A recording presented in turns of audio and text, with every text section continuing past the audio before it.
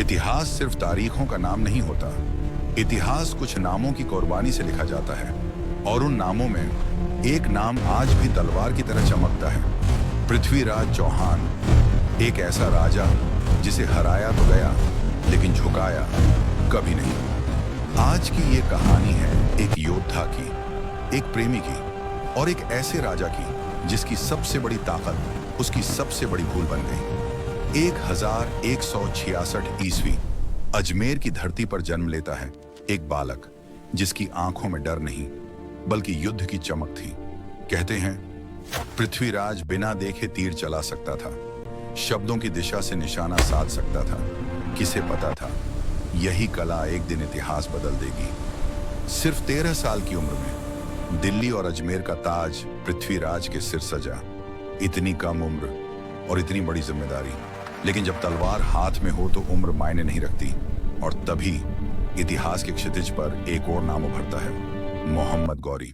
1191 तराइन का मैदान, दो सेनाएं आमने सामने, धूल घोड़े, तलवारें और गूंजता हुआ रणघोष। युद्ध छिड़ता है और तभी पृथ्वीराज का तीर गौरी के कंधे को चीरता हुआ उसे घोड़े से गिरा देता है। गौरी हार चुका था, लेकिन पृथ्वीराज ने उसे मारने के बजाय छोड़ दिया। यही दया इतिहास की सबसे बड़ी भूल थी। संयोगिता, प्रेम की वो कहानी जिसने राजनीति को आग लगा दी। कनौज का राजा जयचंद पृथ्वीराज का शत्रु बन गया। अहंकार ने दोस्ती तोड़ी और विश्वासघात ने भारत की नींव हिला दी। हार अपमान बन जाती है और अपमान बदले की आग। गौरी वापस आया, इस बार पहले से ज्यादा खतरनाक। नई रणनीति, रात का हमला और अंदरूनी फूट। पृथ्वीराज समझ नहीं पाए कि युद्ध अब सिर्फ मैदान में नहीं, राजनीति में भी लड़ा जा रहा है। 1192 तराइन की दूसरी लड़ाई, अंधेरी रात और अचानक हमला। राजपूत सेना संभल नहीं पाई, हजारों योद्धा गिरे और अंत में पृथ्वीराज चौहान कैद हो गए।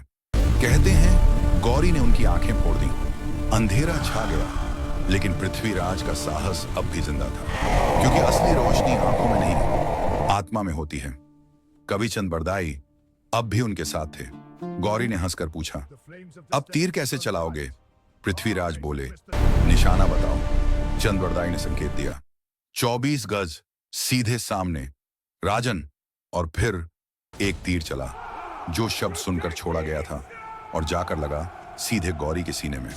गौरी मर चुका था, लेकिन पृथ्वीराज जानते थे अब उनका अंत भी निकट है। दो वीर मुस्कुराते हुए वीरगति को प्राप्त हुए। तलवार गिर गई, लेकिन स्वाभिमान अमर हो गया। तराइन में सिर्फ एक युद्ध नहीं हारा था एक पूरा युग। लेकिन पृथ्वीराज चौहान आज भी जिंदा है, हर उस इंसान में जो अन्याय के सामने झुकता नहीं, क्योंकि राजा मर सकते हैं पर स्वाभिमान कभी नहीं।